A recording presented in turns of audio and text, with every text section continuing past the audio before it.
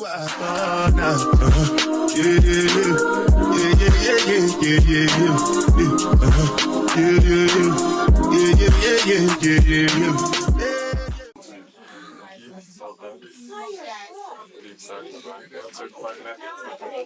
bored. Well, I mean, how's it going, everybody? I'm Dr. Mezinord. I'm a first generation resident working over in Broward right now. And I used to go to this school just like you all, and I decided to start and found this organization called Mezinord Empire. It's going to be a mentorship initiative to give you guys mentors that can guide you guys into the career that you want to do, anything that you're looking forward to in the future. So, can I get a raise of hands to see everybody who wants to be a doctor? No one. Raise of hands for everybody who wants to be an engineer. All right, we got one. Lawyer? Perfect. Okay, we got one too. All right. Entrepreneur. Anybody want to own their own business? Okay, perfect. All right, so you'll see, like, from all of that, these are all different career fields. These are just doctors on the stage right now, but these are people who can help you with all of those career choices and all those career fields. Getting scholarships, finding networks, and then applying to colleges and things that will help you advance in your future. So, second. All right, so you guys seen this presentation before? I mean, I went around to the classrooms. Anybody didn't see it yet? Yeah, I was talking a lot that day. So what we talked about last time was pretty much the wealth discrepancies, just that in communities like this, there's not as much wealth flowing around, so there's a little bit harder to chase your dreams when you don't have the financial backing to support you. There's also the high school graduation rates that tends to be a little less in areas like this. Also the representation rates, where you'll see a lot less people who look like yourself in career fields like doctors or CEOs. And then there's the mortality rates, where people around these communities, kids even our age, dying at a higher rate than almost in any other communities. And incarceration rates, going to jail higher than almost anybody else. And this is what leads us right back to this organization. And you gotta understand that, yeah, the numbers are large and they're pushing negatively towards you, but the numbers aren't your destiny. You get to control your own destiny. All right, you guys wanna introduce yourselves? Yeah, hi guys, I'm Dr. Morsetti. I'm one of Lucky's co-residents now. We actually met in medical school, like around our third year during rotations. And he asked me to come and talk to you guys today about, different career paths and just give you guys some general advice. So it's really nice to be here and nice to meet all of you. Yeah, and I'm Dr. Johnson, Doctor of Internal Medicine. I was curious, I didn't see what you guys wanted to do when he was asking about professions. So I'm just curious, you for example, yep, I'll put you on the spot. It can be whatever you want. Have you had any idea of what you're thinking about doing in the future, what you might go towards? You want to be, I'm sorry? Surgeon. So when he asked who wanted to be a doctor, you just kept it quiet because you were scared to bring it up. Well, I had a feeling. I don't know what it was. But let me tell you right now, everybody on this stage, every doctor you're ever going to meet in the future, at some point has felt like they were ashamed to even voice their dream of being a doctor. Like they didn't belong in their field. Like, I can't believe I'm even in this point. How come no one stopped me so far? Like, why do they just keep letting me slip through the crack. Have you guys ever felt like that? Definitely. Absolutely. So, if you ever feel like you maybe don't even belong to be a surgeon, you're dead wrong. Everyone feels that. It's called imposter syndrome. Like, I'm not supposed to be in this field, but you are. Let me just assure you right there. So again, it's cool. I'm glad you want to be in the medical field, but for anybody else, medicine is not the only option. In fact, it's probably going to be one of the hardest options. So I hope you all have creative ideas of what you want to do in the future. And whatever your goals are, I hope that I can be a part of helping you reach that. Whether it's building credit, because I know high school does not help you with financial literacy. Right. That's one of the biggest pitfalls, and they just don't prepare you enough for it. And I'm telling you guys need to be focused on that now. Credit card is not free money. You need to build your credit. You can get a secure credit line now, and it'll set you up for the future. Anyway, that's just a little bit of nothing. We're here for all seniors, by the way. Is everyone in this room a senior? Where's the freshman at? All right, y'all can leave. No, I'm just kidding. good to see you guys getting a head start, and I hope we can be assistants to you. Yeah. So I have a few questions that I'll have them answer, and then you guys can ask your questions afterwards. So the first question is, looking back, what's one moment in your life where you really needed a mentor and didn't have one, and what would you have asked them?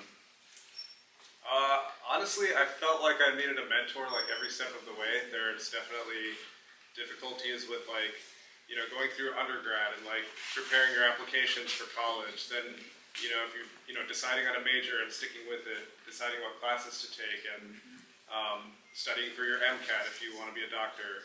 Then, you know, kind of like timing your approach properly and getting in touch with people who have been there and done it before, I think is one of the biggest tips that I can give you guys.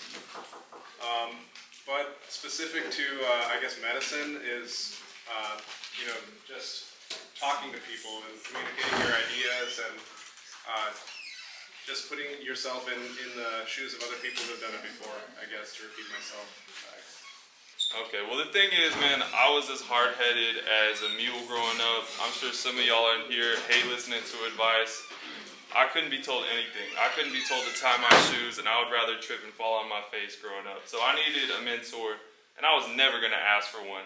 So anyway, long story short, guys, if you have someone who's going out of their way to try and help you, believe me, you need to listen to them, because I could not be bothered to go out of my way to help anybody before this young professional came and asked me to.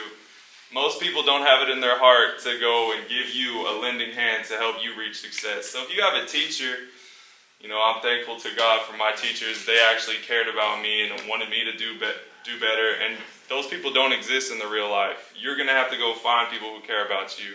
You're lucky enough to be in a place where you have teachers here. I assume some of them are wanting to help you. Some of them might just want to finish out their workday. But really appreciate and take advantage of the people who are out there helping you, because they are not out there in the workforce. You gotta have to find them and do a lot of searching later on. That's exactly right. I mean, Yeah. I said this last time when I was doing a presentation.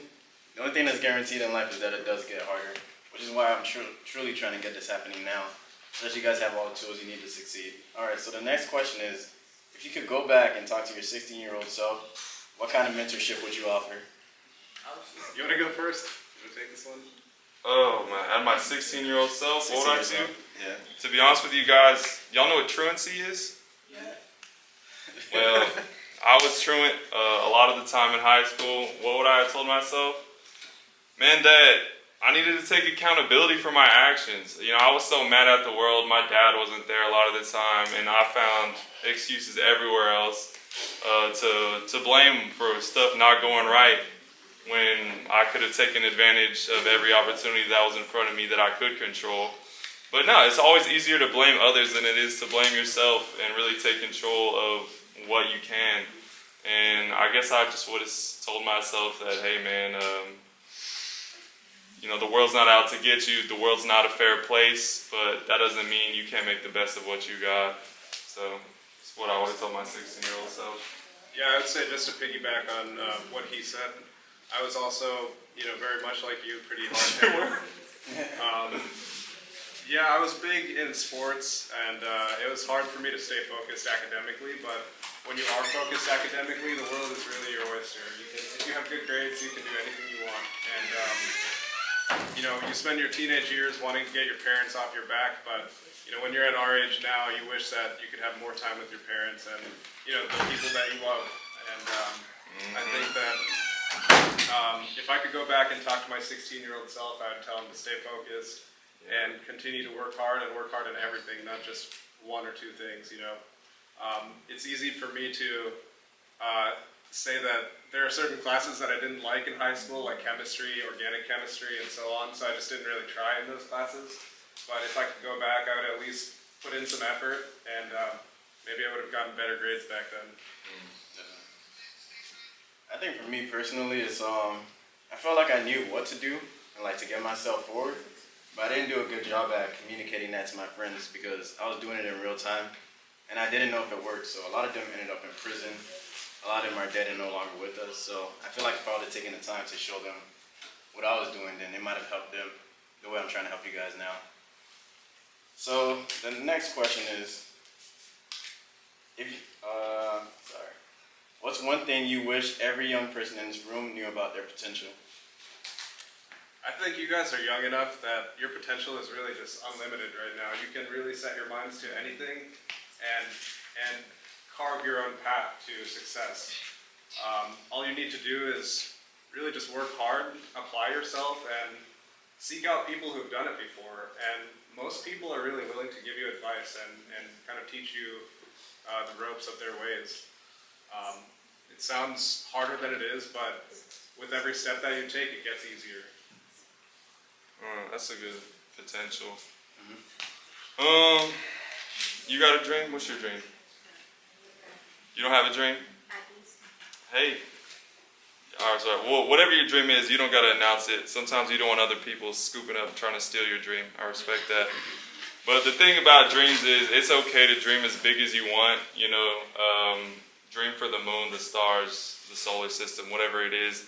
But the thing is, your dream at the moment is just like a flickering candle. Just to think of it, it's just a candle. But it is, you can get it. That's the weird thing. Like, you can set your mind to anything, and you can actually get it. But the thing about your potential is, it's like a bonfire, and you have to feed it firewood all the time to actually turn it into what you actually want it to become. Does that make sense? Coming up with a dream almost is the easy part. But what people don't understand about your potential, and man, y'all are so lucky, y'all are still in high school, you can dream about whatever you want. If you want to be, I don't even know, the next Steph Curry or whatever it is, you can get there, but people don't understand the sacrifice that you need. And that's something that I didn't understand as a young kid, is sacrifice. If you're an older sibling, you probably know what sacrifice is. If you're a younger sibling like me, you're probably spoiled, you probably didn't have to sacrifice a lot. But your dream is literally a fire. You have to stoke it every day, or else it just goes out and you're going to try and survive off of a little candle and you're not going to get anywhere. So don't be afraid to dream big. You can get there, but you have to put in the work. There's no other way around it. And the good thing is, you can put in as much firewood as you want, as early as you want, to get that dream even sooner. You know, you can be like, who's Steve Harvey? That's the guy with the Family Feud, right? Yeah. He talks about all the time how he wished he would have put in the firewood at an earlier time, because he could have had all of what he had 10 years earlier and not be, you know, however old, 60 years old doing what he's doing. He could have been enjoying the fruits of his labor much earlier. Same for you guys, man. It's never too early. No matter what that dream is, you can start putting in the firewood now. So dream big and work towards it and sacrifice. You have to learn these things. 100%. That's a great answer. I would just say, to piggyback off of that, look at like Steve Jobs, the guy who came up with Apple. You know, he's failed so many times, and he's, you know, eventually failed so many times that he knew all of his pitfalls, and that's how he climbed to that level of success. Yep. I thank you for saying that, David, because some of us don't realize that it's okay to fail, but you move on from it. Absolutely. You grow from it. We've all failed. Fail forward, you know?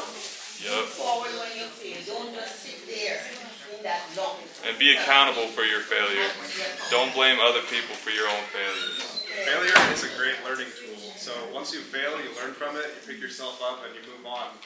And then you apply, you know, your next step, and then you can hopefully be more successful at that endeavor, whatever you choose to do. Absolutely. It's only a loss if you don't learn from it. But in terms of potential, and this is just how I looked at it every day since I was growing up, same thing I told my baby brother. The younger you are, the more potential you have. It's not like a 70-year-old doesn't have the opportunity to chase their dreams. It's going to be a lot harder and a lot more obstacles. The younger you are, the more time you have, the more opportunity, the more people will actually go out of their way to help you as well. And the more benefits and the more kindness the world will show you.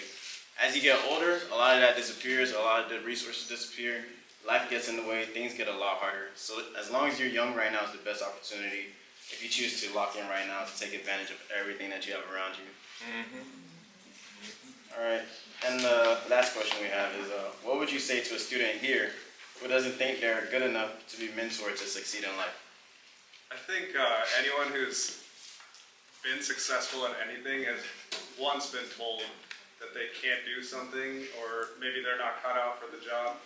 I know I've been told that maybe being a physician wasn't the best fit for me, and my personality is just like very like I guess what's the word? Bullheaded, I guess. I want to prove people wrong. So if somebody tells me that I can't do something, it makes me want to work harder at it so that I can become better at them. I guess that kind of answers your question, right? Yeah. For the students who feel like they wouldn't be deserving of the mentorship. Yeah, I think you guys are all deserving right now. You have a clean slate, and you're at the beginning of your race right now. You're all young enough that you can accomplish whatever you guys want to do. All you have to do is just put one foot in front of the other and start your journey. And the crazy thing is, man, so many people hold themselves back, and that's the saddest part. So many people say, I'm not a college person, or like, this role's too big for me. I think I read something like 90% of every CEO in the world feels like they don't belong in their role, and that they're just waiting for someone to come and replace them. Everybody feels like that. Once you start getting too high or start dreaming too big, it's weird. You start to hold yourself down. So don't ever be the one who tells yourself, no, I don't deserve this next step in life, or I don't deserve this level of success. Let somebody else come and block that path for you, and then you can get over them. But don't ever hold yourself back. Artists have this problem all the time. My art's not good enough, my music's not good enough, my performances aren't good enough. But man, the confidence and the arrogance sometimes, especially to reach those successful careers, is needed. It's the weirdest thing. Always the cockiest people are the ones that end up there, even though they might not be the most qualified. Right. Yeah, sometimes the most qualified, the smartest people in the room are the ones that don't push themselves to get into those high positions. And honestly, the world is worse off for it. So don't ever hold yourself back. Let somebody else tell you no, and then you can prove them wrong. Honestly. There's a really good saying that kind of encompasses everything that you said into one sentence. So if you guys don't take anything away from this little lecture, remember this one line. Comparison is the killer of happiness. That means try not to compare yourself to the people around you. Be happy with what you have, and you will achieve happiness and success in life. Definitely. The biggest opposition in your life is always going to be yourself. Mm-hmm. Nobody could do more harm to you than yourself. Mm-hmm. All right, so now it's time for questions by you guys, if you have any. I'm gonna sit down. Yeah. Sorry? What college did you guys attend? For undergrad, I went to Nova Southeastern University, right down the road in Davie. And for my master's degree, I went to Virginia at a little place called Liberty University. And then I came down to Ross University. So the first 2 years were based in the Caribbean. But I really only spent a semester and a half there. And then they sent everybody home in March of 2020 because COVID hit. So, 2 years later, in July of 2022, we started clinical rotations. And one of Lucky's good friends started the rotations with me. And so that's how I met Lucky. One thing about colleges, man, don't get distracted with a private university. Don't get distracted with an expensive, out-of-state, 4-year university. Let me tell you one thing. You can be a doctor, a lawyer, you can be the president. Maybe not the president. Okay. Save money at your university. Don't go to these no offense if y'all want to go to but unless you have a nice scholarship, you do not need these brand name universities. And I would have saved so much money had I stayed at my community college for 2 years, transferred locally, not commuted, and not starting off your young professional life with a mountain of debt that you're just trying to get back to broke. You're starting off negative and trying to get back to broke. And maybe if you want to be in HR, you don't need to go into this much debt just to have this brand name. I went to the University of Texas in Dallas. I'm from Texas. They're the Longhorn people, if you recognize them. Was it a good school? Yeah. Were there too many smart kids there? Yeah, there are too many smart kids there. If you can get a higher GPA at a local college and save money at the same time, that's a win-win-win. Maybe you don't have that fun movie scene where you go off to college for 4 years, go crazy, and then don't know what you're going to do with your life after that, do the smart thing. Save yourself some money. Have some good credit. And then set yourself up for success. Yeah. What do you I think you went to Central Florida? I went to Florida State. Oh, okay, sorry. I didn't mean to mention I'll go. No, for me, the same thing. The thing is, when I was in high school, I got all the scholarships I needed to attend any college for free. So that was the only reason why I'll go to that college. UM actually offered me to go, but they said they only get covered part of the tuition. $40K, like part of that, then I'll start to pay like $20K. That's crazy. So that was a definite no. So like, take care of yourself. For my baby brother, because I got 2 of my other siblings into Florida State as well, fully covered. He wasn't able to get in fully covered as well, but that wasn't going to stop the journey because he could still go to a community college, which was TCC. I wanted him to get outside of this community because a lot of things in this community could drag you back down. Yep. So he went to TCC. After 2 years in TCC, he got hooked and connected to Florida State for the next 2 years, and they covered everything for free. And now he's graduating with a computer science degree, all covered for free. So now has no debt to his name. He's less than 25 years old, and he's gonna be making 6 figures. So it's like you can really like set everything up for yourself. But the thing is, he had me to tell him that, to guide him into this direction. Before that, he was just getting F's throughout all of his classes. He was struggling hard in Mr. Juson's class. The second that we decided to lock in together, he was able to get honor roll. Then he was able to get to college, and now he's able to get this degree and have his whole life set out in front of him. Nice. With no kids, no debt, no problems, just money to his name, and the world is his oyster. And then, can I add one more thing to that? When you leave school, you need to be so. When you leave high school, please be so careful about who you choose to surround yourself with, because you're gonna see the dichotomy, the split in the groups of people who really have a vision for their life, and for the people that are stagnant. And you're gonna see the 2 different groups, or just the 2 different mindsets. And if there's nothing wrong with holding on to the friends that you've had your whole life. But for instance, if you stay in groups of circles and everybody's vaping, for instance, you're going to find out pretty much you're going to be vaping pretty soon too, or smoking, or drinking, and then it's so easy to spiral. You're going to get stuck. I'm not saying cut ties with all your best friends or whatever that looks like, but you should also be very open to accepting people with the same mindset and vision for their lives that you want to have as well. So be very careful about who you choose to surround yourself with, because those people are going to be reflected onto you and what you end up achieving in the future as well. Does that kind of make sense? A little bit? All right. Just to build on that, you are the average of your 5 closest friends. So if your 5 closest friends are high achievers, they're working hard in school, they're playing sports, they're doing what they need to be doing as students, then more likely is that you're going to be doing that same thing and you're going to be successful in whatever you choose to do in high school with your time. And I've seen so many young, talented people with a vision that I went to high school with that unfortunately are just not there anymore. They lost themselves to drugs, or they had family issues and they just never got back on track. Life happens so quickly and so fast. And it derails you at times. You can't help it. But all you can do, like I said before, is to pick yourself up and keep going and have a strong sense of conscience and be level-headed. Be realistic with yourself and always remember where you came from. Remember your parents, their journey, and remember your journey. Next question. Oh, I'm sorry. One over there. Yeah. Go ahead. After graduating high school, did y'all take Could you speak up a bit? Wait, okay.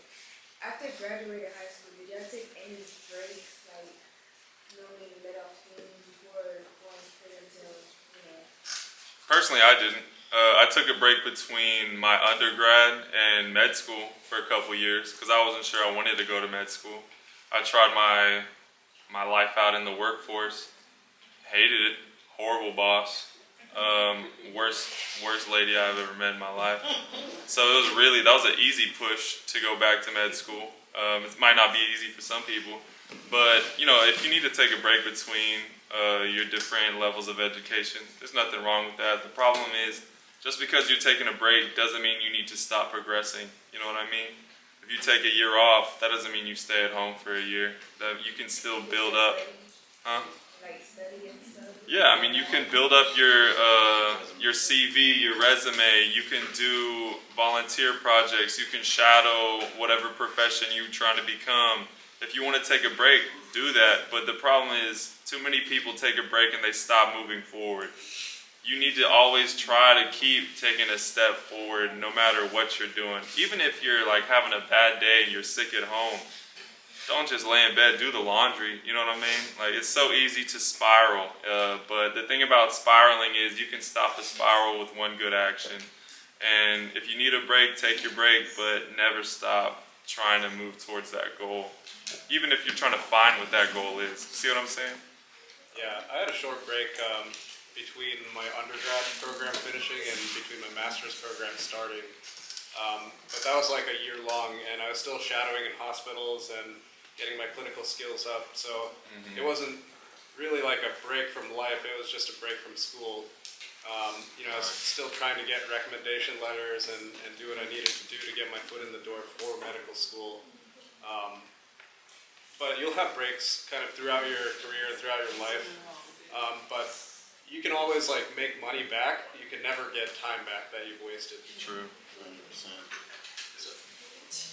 The thing for me is, I didn't take any break from high school to college, but I was always thinking to myself, I don't have any. It sounds like I'm really money motivated, but this is just really what the life was. I had no money to my name. I was able to like really care for myself how I wanted to, and I had an internship over at Writers for information technology, and that was like an office job, which sucked for me as well.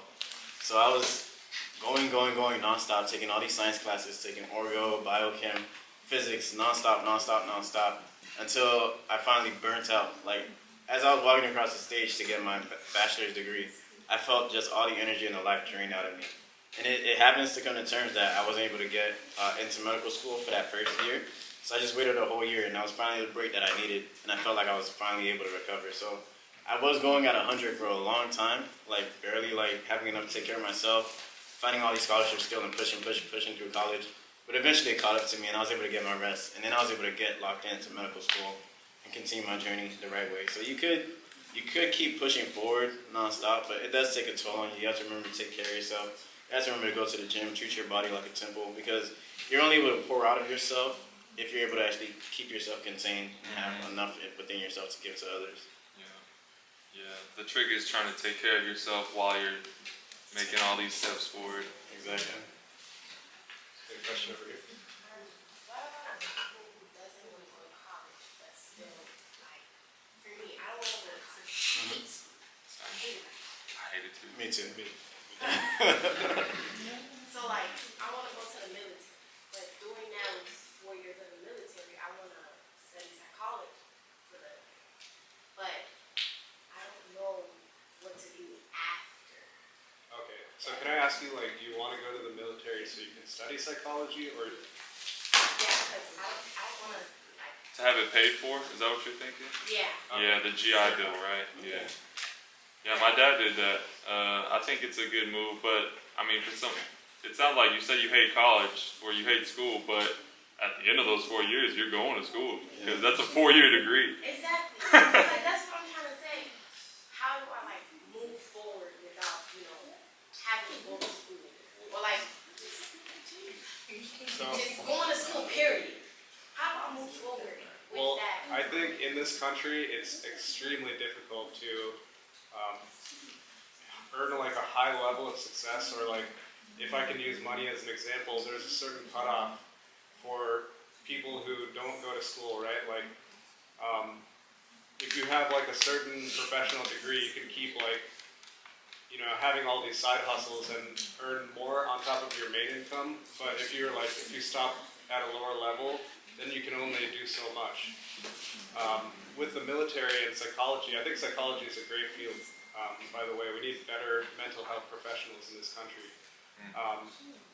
But I think that you're going to have to go through it either way. You have to like suck it up and get it done for 4 years. I just want to say something about psychology too. You can't do it halfway. You have to go to get the big degree. Exactly. Yeah, with psychology. Like to doctor. be able to really gain and earn a living from it. Yeah, you Yeah. can't stop That's at the psychology. a bachelor's isn't going to get you No, anywhere. never get you anywhere. Yeah, you have to get at least a master's, maybe your doctorate. Yeah. There's a lot of psychologists. Yeah, So I have absolutely. But this is how I would, if I had to finesse the situation, if I was in your situation, I'll go join the army. From the army, I'll get a 2-year nursing degree.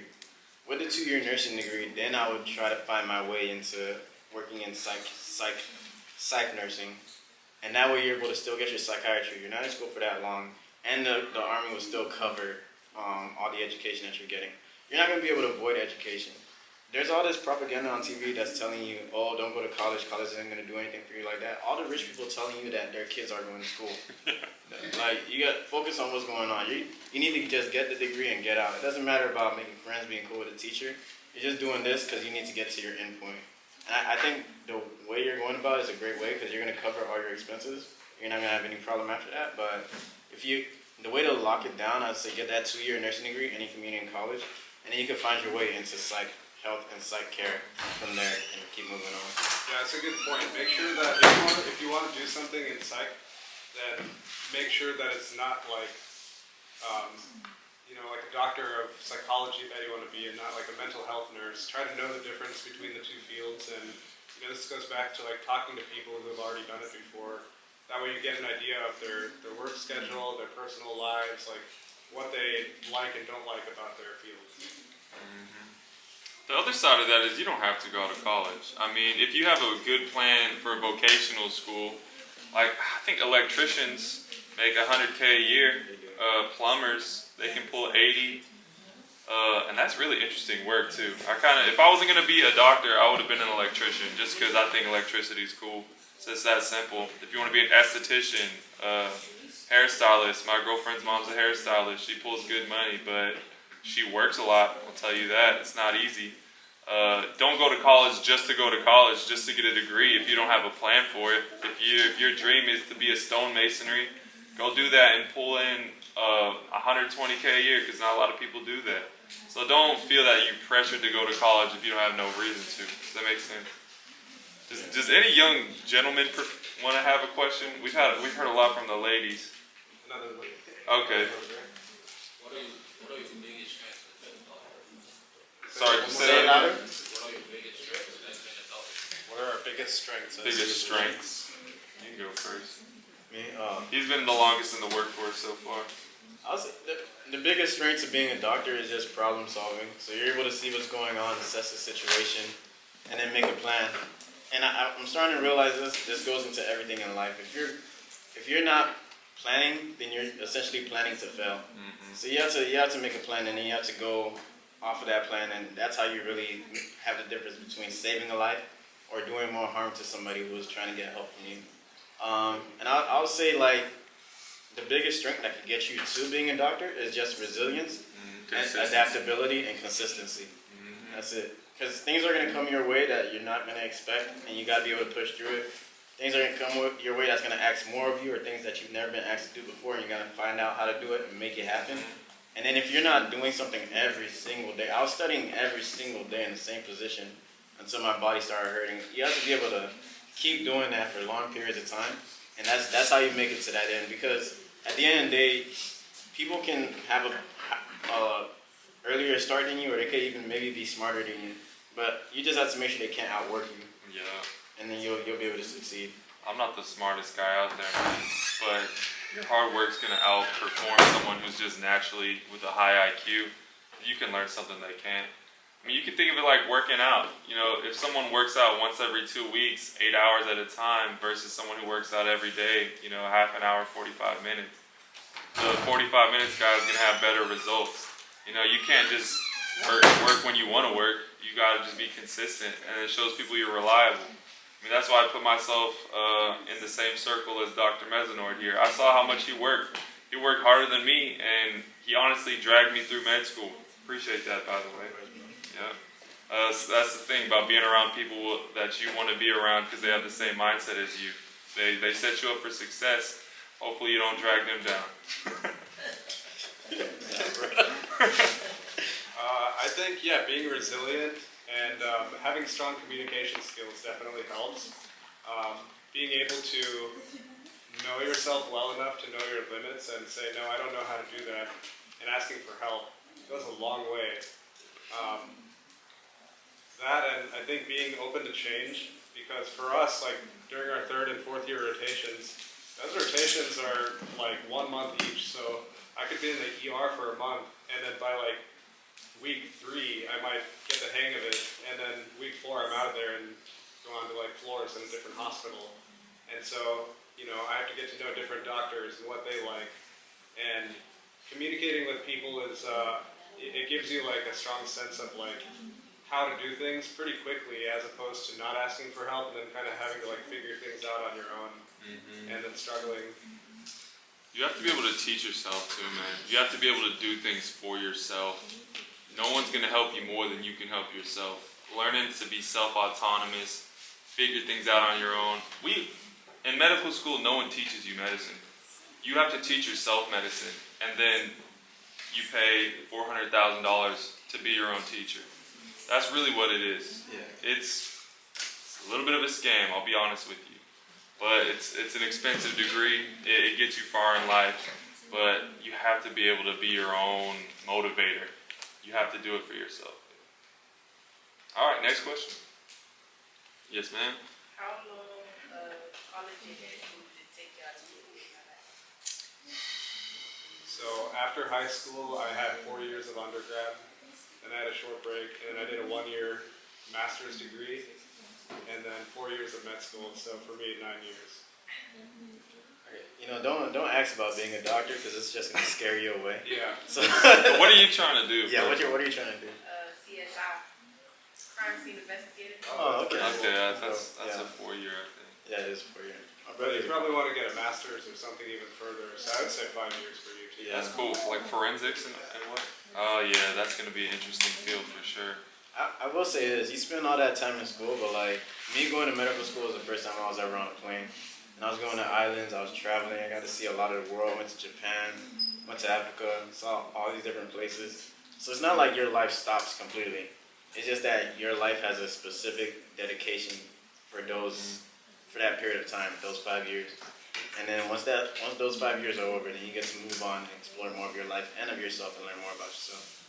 And just to like build on that, you're not really going to college to like make friends or to have fun, right? You're going there with the purpose of getting an education and getting a degree. But like, you know, this has been such a long journey for us, and we kind of like, you know, we were all struggling together. And once you go into college, you're gonna meet your tribe. And it's not like it's going to be miserable for 4 years or 8 years or however long you choose to pursue education, because you make friends, you travel, you have fun with your family on your breaks and your weekends, and you go to the gym every day, hopefully for like, you know, an hour or so, kind of like refill your cup, and that way you can help out others. And those small moments that you get throughout the day, or like when you know, take a week off and go to Africa, or you took a month off, so Yeah. even better. But you know, those moments make it all worth it. It like reminds you why you're doing it, and so you know, you will have time for yourself to do what you need to do and what you want to do. Just make sure your priorities are straight. Know what the goal is. You know, your goal, like your future of CSI, needs to be your number one priority. And then if your friend's party is competing for that, you have to be able, like, you need to be able to make that choice. You have to choose your success. If there are two things, I'm not saying that you can never have fun, but if you have a test in the morning and then your friend wants to go out the night before, you have to know what your priorities are, because you will suffer if you don't have them straightened out. Yeah. Don't be afraid to say no to your friends. Most of them will be understanding, and if they're not, then they're probably not really your friends. Yeah. Or they just really love you, like Robert. We have a friend who really wants to be with us all the time. We have to tell him no all the time. But don't be afraid to tell your friends no. They'll understand. Know your limits, and you know, if you want to party, then have something to celebrate. Like pass your exam, and then you can celebrate. Yeah. I got a question down here. Okay, so my question is, so So after y'all graduate out of college, how hard was it for y'all to find a job in the field that y'all studying? I mean, it's a little bit different now because, you know, after we've like gotten to this level of our professionalism and have a degree, like a terminal degree, it'll be easier for us to get a job in whatever we want to do. Like he wants to do critical care medicine, he wants to do physical medicine and rehab, and I want to do interventional radiology. And so life is like a pyramid, right? Like down here, you have so many people competing for like entry-level jobs, and then it gets a little bit less competitive at the next step once you have like a bachelor's or master's, but it's still competitive because there's not, you know, there's only so many jobs available and so many people that are qualified. But up here at the top, like, the world is your oyster because you're qualified to do a job that not a lot of other people are qualified to do, and so there's always demand for you.